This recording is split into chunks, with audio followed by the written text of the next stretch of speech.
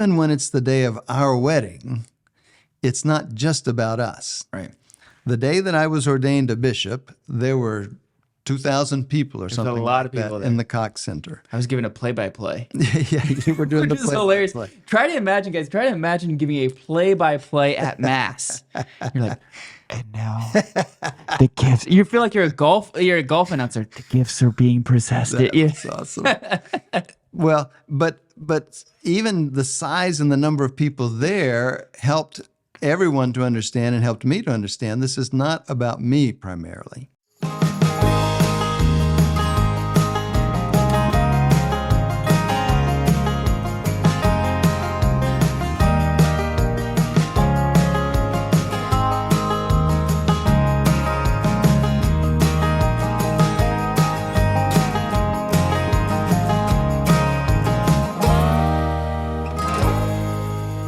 Welcome to Tulsa Time with Bishop Konderla. I'm Adam Minahan. Welcome back as we continue to talk about marriage prep, engagement, when to date, when not to date.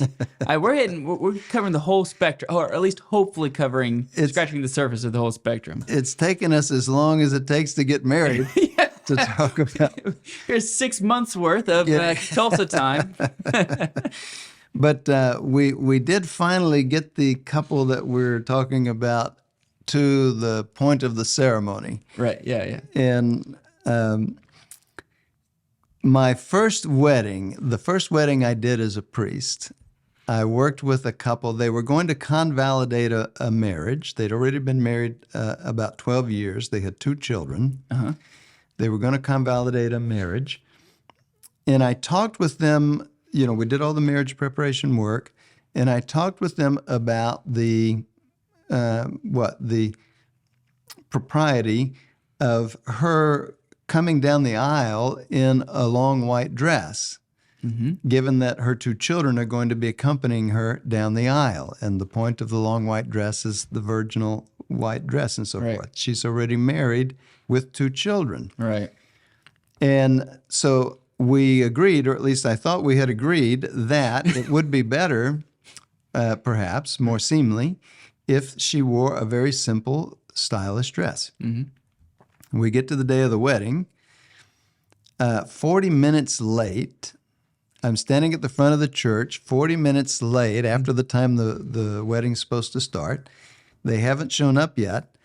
Then this car pulls in, and they begin to unpack her out of the car because she's in the whole big dress with the train and the whole thing.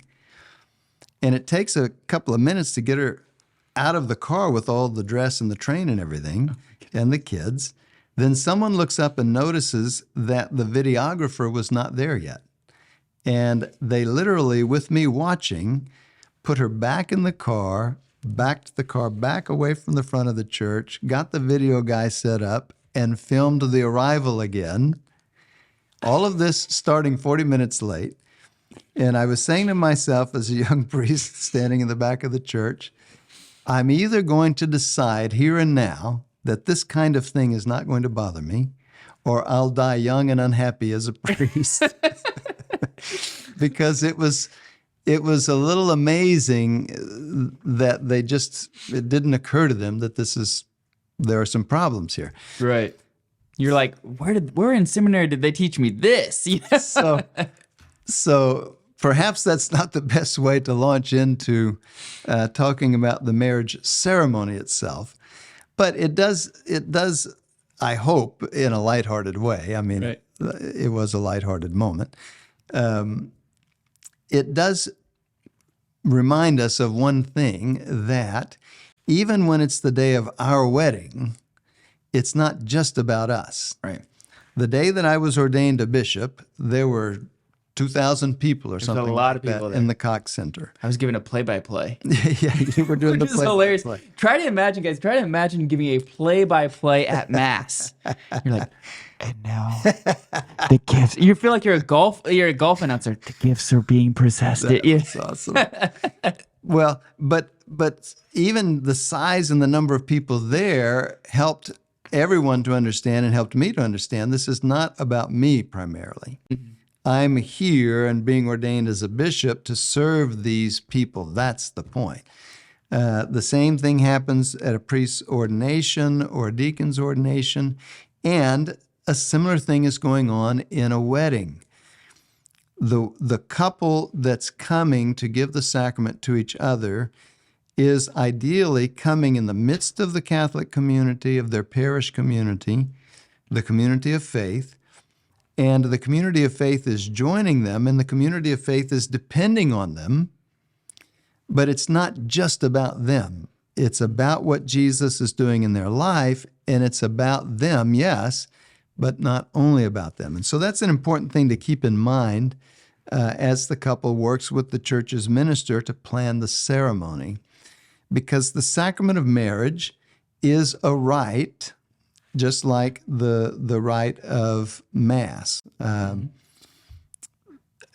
People are used to the idea that at Mass, it proceeds from this to that, to this to that, to this to that. Mm-hmm. There are some elements that can be customized in a way, but most of it is given, right? Mm-hmm. We teach the seminarians, say the black, do the red, right? It's not your job, it's not your Mass to simply invent. Right. You may be the one celebrating the Mass, but the Mass belongs to the church. It's not yours to change. Similarly with weddings, it's not for the couple to come in with the idea that, okay, I've seen lots of weddings. I want mine to be this way. I don't want it to be that, and I don't want to have this, and I don't want to do that. A bride one time approached me right before the wedding and had changed her mind that they wanted to have an entrance hymn. They had said they didn't, but had changed their mind. They wanted to have an entrance hymn, what we would call an entrance hymn. Yeah. And she said, could we play, I have someone here with a boombox, could we play Steve Perry and the band Journey singing Faithfully for the entrance? And I said, no, you can't. We couldn't do that. Oh, and she was so angry, and through the whole wedding, she was burning holes in me. But I was trying to protect her because years from now, that would seem kind of silly, I think. Right. And it would not be fitting. Yeah. Yeah. So in the moment, it may have seemed right. And of course, I love Steve Perry. I tried to grow my hair as long as Steve Perry when I was young. But oh, come on, where's the picture of that? But that's not the time or place, right? That's the perfect thing to play at the reception. Sure, yeah. Right. So that's another thing that can help with the wedding planning is to keep in mind that if there are things like that, particular music that you just think you got to have, or, particular ways of doing flowers or whatever, the reception is always there. You can do that at the reception. What the minister is going to help you do is to plan appropriate music that is in the repertoire of the church, which is pretty broad, to plan the readings, the best readings to use. He'll probably want to talk to you about yourselves and your life together to gain some insights for the homily. And then the vows, he's going to help you understand how we're going to do the vows and the exchange of rings. Sometimes couples want to write their own vows. Mm-hmm. It's really dicey, and what's best is to use the vows the church gives you. If you're going to write the vows, first say the vows the church gives you, then you can say vows to each other. But the vows as the church has written them contain the elements that are needed to express that free, fruitful consent, or that free, informed consent that forms the sacrament. Mm-hmm. And you should take those seriously, right? Yeah. I mean, because you're making those vows to God, right, and to His church. Everybody there, Haley's sitting there looking, and I'm saying that I'm going to honor her for all the days of her, of our lives together. Mm-hmm. What does honor mean? You should really think about it. And I think that's a great thing to do, a week before the wedding as you're preparing for the ceremony. Yes. is to meditate on these things. Like, what does this actually look like? Yeah. You know, I often advised couples to plan for a day in the week before the wedding, if they possibly could, to plan a day where they could go away and be alone, a sort of a retreat day. You know, priests are expected to take a week-long retreat before they're ordained. The same for deacons.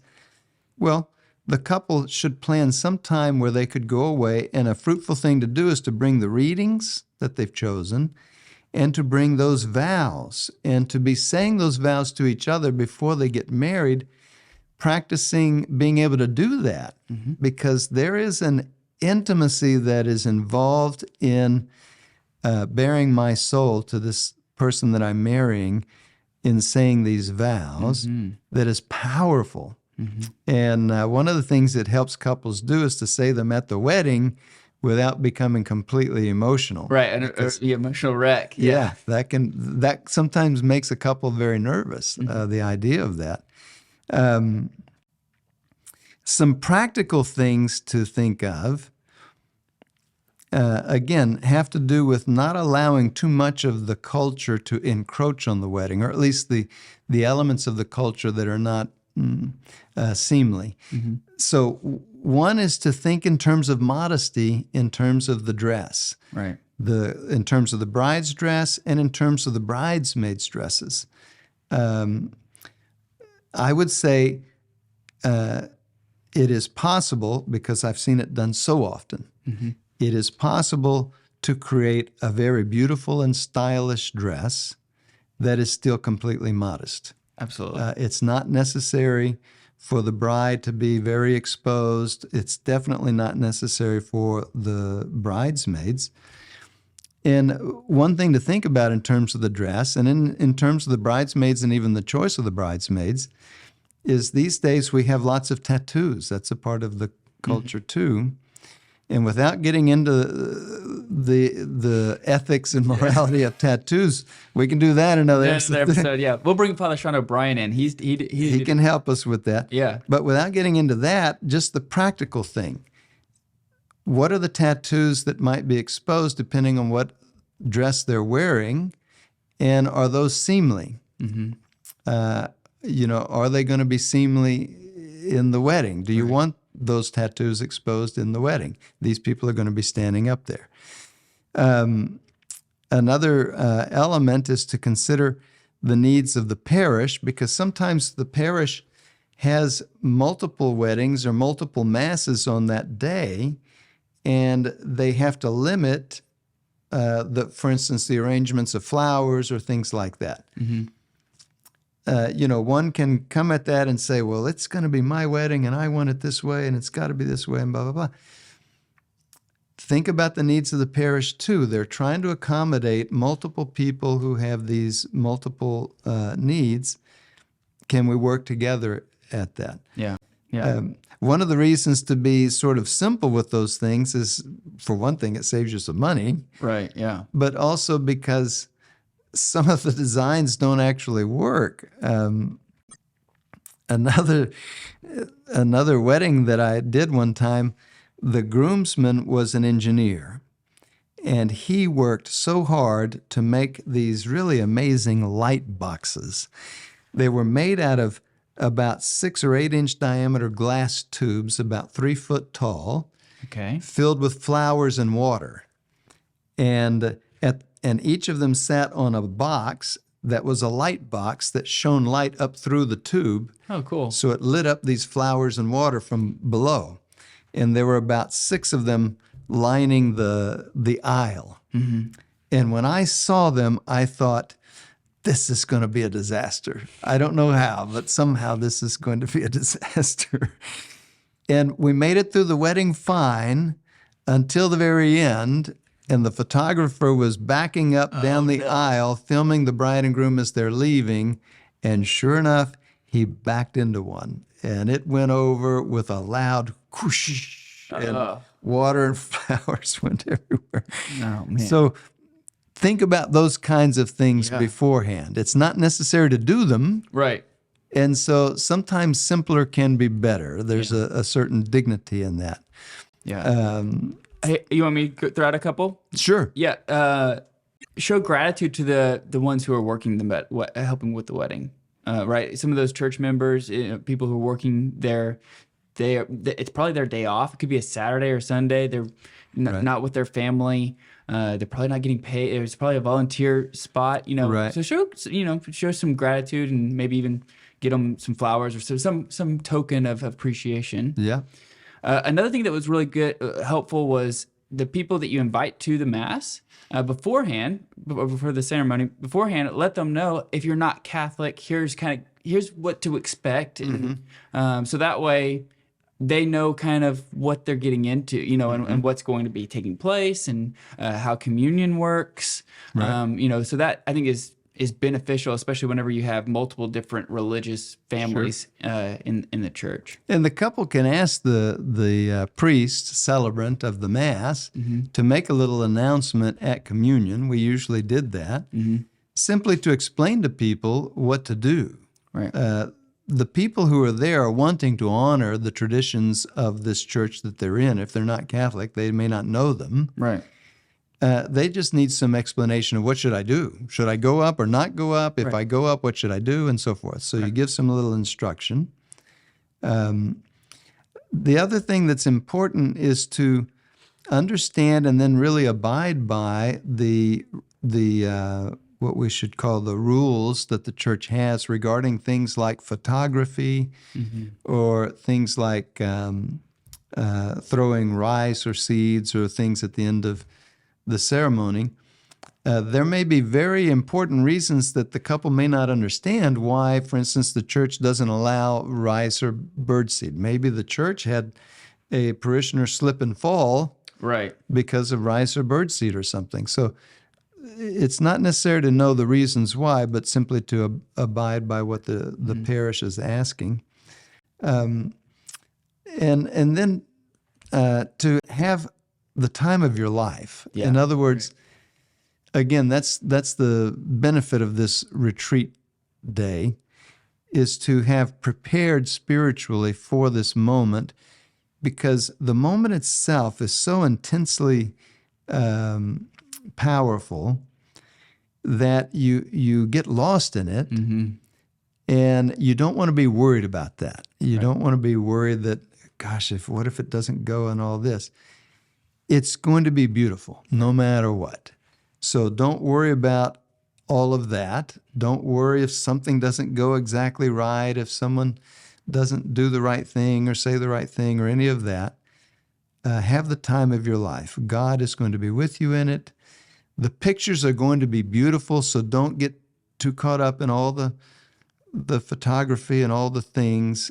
Photographers can be sometimes aggressive, in a way that harms the ceremony. And so it's important that the photographer knows from the parish what he can or cannot do, or where she could go or couldn't go. Are drones allowed or not? All of that is important to know. And with those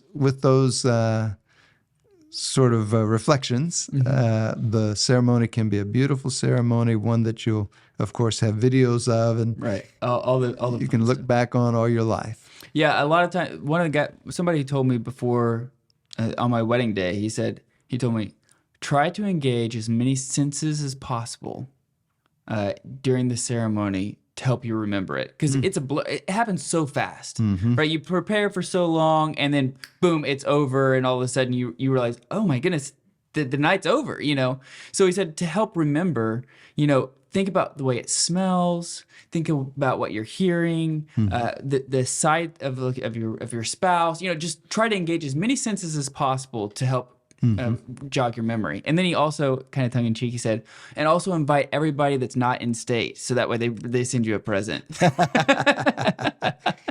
Well, it is one of the benefits of belonging to a liturgical church, the Catholic Church. One of the benefits for the bride and groom is that the ceremony is almost all there. You don't have to plan any of it. It's all sort of given, which allows you to relax and settle in. I would feel sorry for couples who had to come at this with a blank sheet and plan, okay, let's do this, and then next we'll do that. Then you got to try to remember all that. Then you got to hope that it all goes off correctly and so on. Right. Yeah. So being able to have a ceremony that is there for you, and then you relax into it, is, I think, a much easier way to do it. Absolutely. Any last thoughts? No, I think those are ways for us to help. Of course, people watching who've seen these episodes may have lots of questions, further questions. Happy to talk further about it, but we got the couple married. So well, thank you so much for tuning in to Tulsa Time with Bishop Konderla. Give us a review, give us a rate, maybe comment and let us know what your thoughts are. We'll see you next week.